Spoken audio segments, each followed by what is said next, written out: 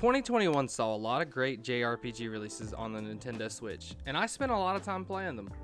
And after going back and looking, I've finally picked my 5 favorite JRPGs on the Nintendo Switch from 2021. But before we get into that, I just want to say that all of this is my opinion, and your list might be different from mine. And if that's the case, that's awesome. I would love to hear your top 5. And also, I want to go ahead and give an honorary mention to Shin Megami Tensei 5 and The World Ends With You Neo, because I haven't had time to play them both yet, and I already know that they're going to be great games, and they probably would have made this list if I would have had the time to play them. And I also want to say that every game that I'm going to mention in this list is all a definite must-play for me. And now that we've gotten all that out of the way, let's go ahead and get started with my top 5 best JRPGs from 2021 on the Nintendo Switch. Coming in at number 5, we have Undernot's Labyrinth of Yumi. Undernot is probably one of the most underrated horror dungeon JRPGs of 2021, and even I almost missed out on it, if not for me randomly stumbling upon it in the store. Undernot sees you take on the role of a foreman, who you completely customize, who has recently been trapped in with his supervisors in a labyrinth that popped up in Tokyo that they were hired to explore and mine for energy. And it's up to you to find a way out by exploring and using items called Yami flowers, which are these super useful items that can transform different areas into new things, such as doors that weren't there or ladders that weren't there either. And you do this with your new squad mates, all of which you create and customize by doing things such as picking their jobs and abilities, as well as allocating stat points to things such as strength for more attack power or dexterity for more attack speed and dodging. Undernot is also very beginner friendly, with the ability to respec at any point if you feel like you don't like your character builds. I really enjoyed this game and couldn't recommend it enough.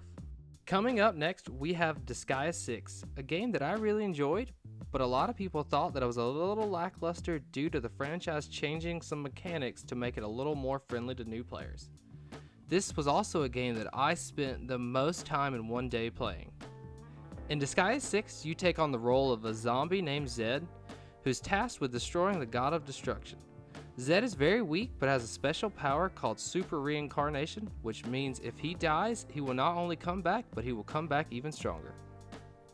And from learning that, your adventure starts. Just like any other Disgaea game, you'll be traveling from world to world, leveling yourself up as well as your equipment, all while on the lookout for new companions. Combat is still the same fun turn-based tactics with new abilities and animations. The grinding can be a bit much, but thanks to their new controversial auto battle system, you can make the grind a lot simpler.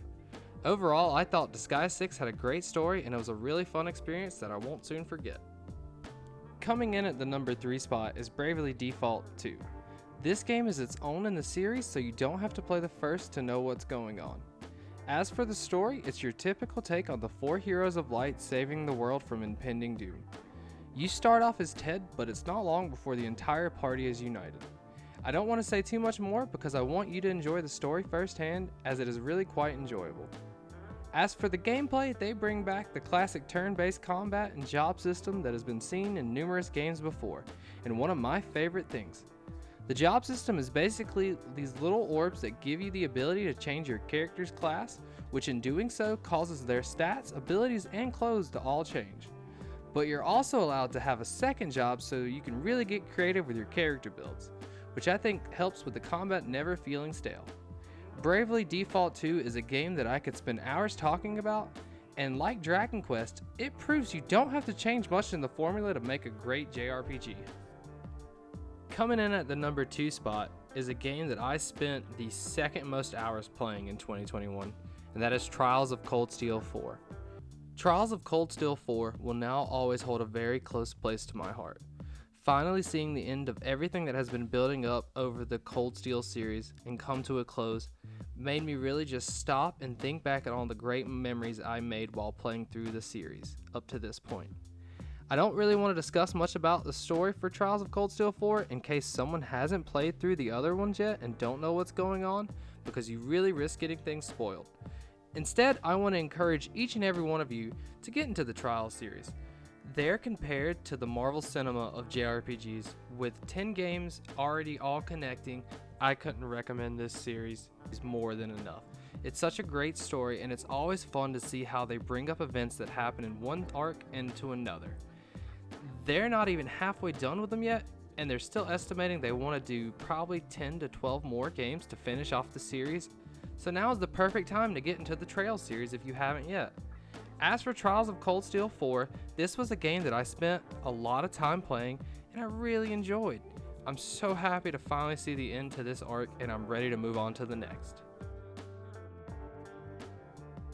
Coming in at the number 1 spot, we have my favorite JRPG on the Nintendo Switch of 2021, and also my most played game of the year, and that being Shadowverse Champions Battle. I knew almost nothing about this game until it was released, but once I looked into it, I instantly fell in love. Shadowverse sees you take on the role of a male or female student, it's up to you to pick, moving to a town where their city is based around a card game known as Shadowverse. And from there, you get to live out your own anime adventure, rising through the ranks of card battling, hoping to become the best.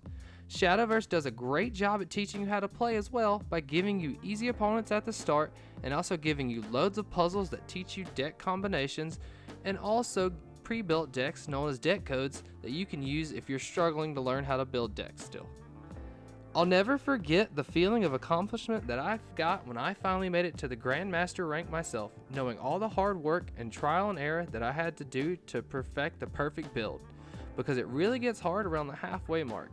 From the story to the animations to the soundtrack, and most of all the gameplay itself, I loved everything about Shadowverse. And that's my top 5 JRPGs on the Nintendo Switch from 2021. Let me know if any of my games made it on your list, and if not, let me know what your top 5 was down in the comments below. Thank you again for watching my video, and hopefully I'll catch you guys on the next one. Trotty out.